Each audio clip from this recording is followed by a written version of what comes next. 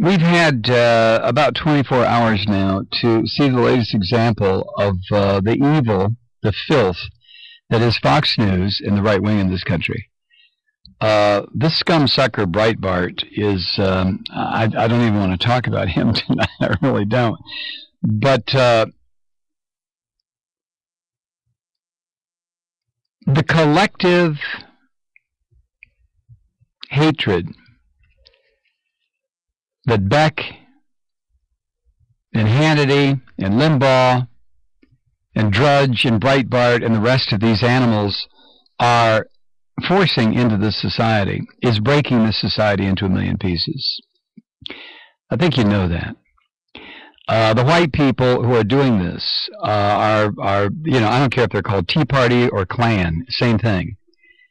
Now they're after poor old Michael Steele of the Republican Party leader because he's a black man.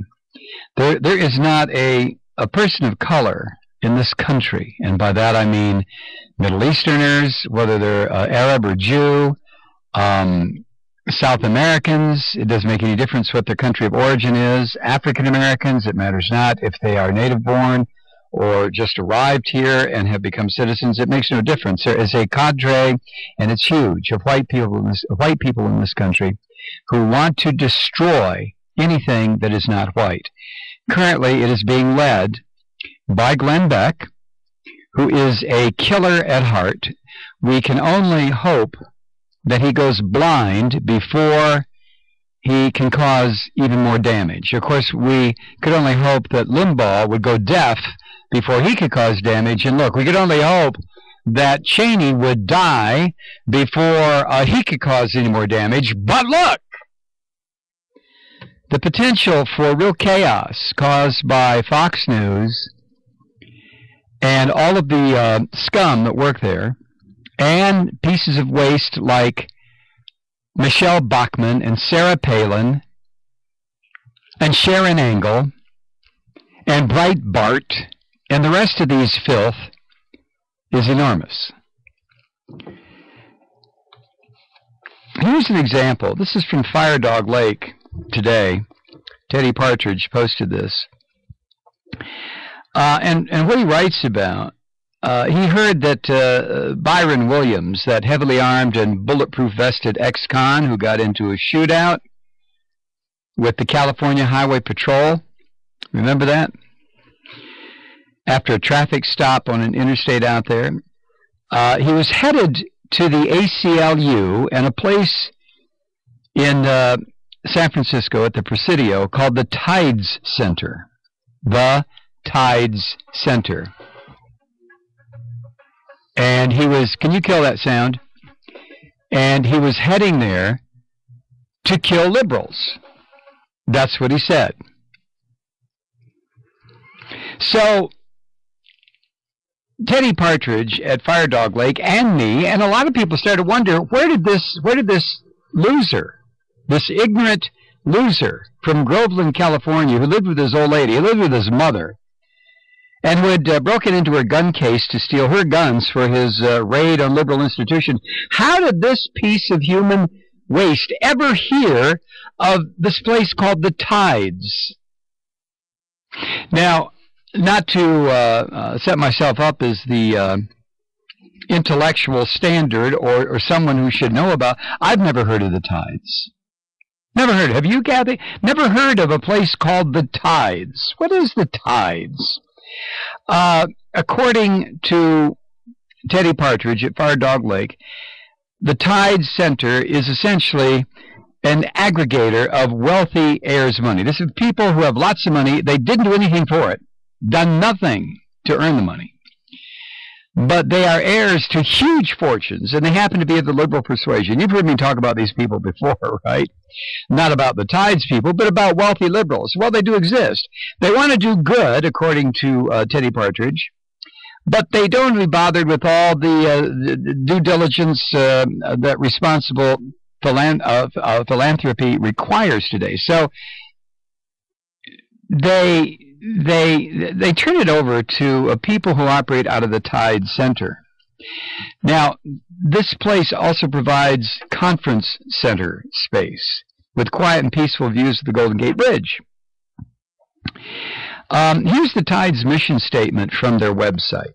It goes like this. Our mission is to partner with philanthropists, foundations, activists, and organizations across the country and across the globe to promote economic justice, robust democratic processes, and the opportunity to live in a healthy and sustainable environment where human rights are preserved and protected.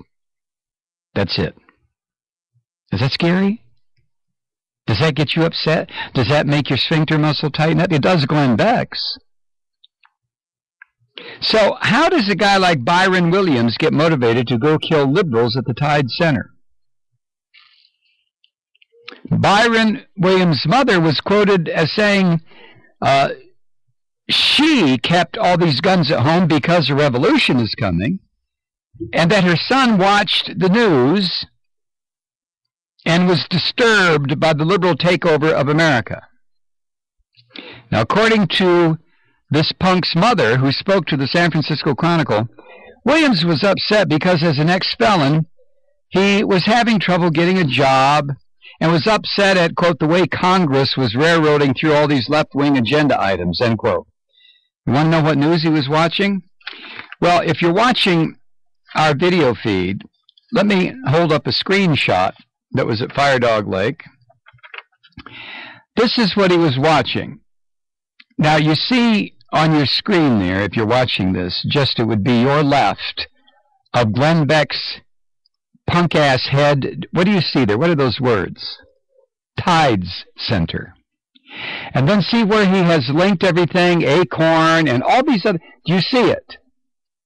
For those of you who are not watching the Ustream feed, the screenshot is Glenn Beck standing there looking like the psychopathic killer that he is, wannabe, killer wannabe. He doesn't have the guts to go do this himself, to do anything like this.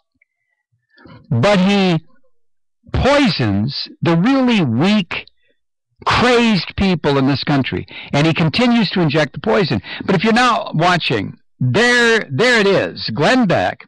At the very top it says Obama in big letters. Right underneath it, Tide Center. Underneath that, Van Jones. Underneath that, Acorn, Black Farmers, the Ella Baker Center, the Sierra Club, Greenpeace, League of Conservation. You understand what I'm saying?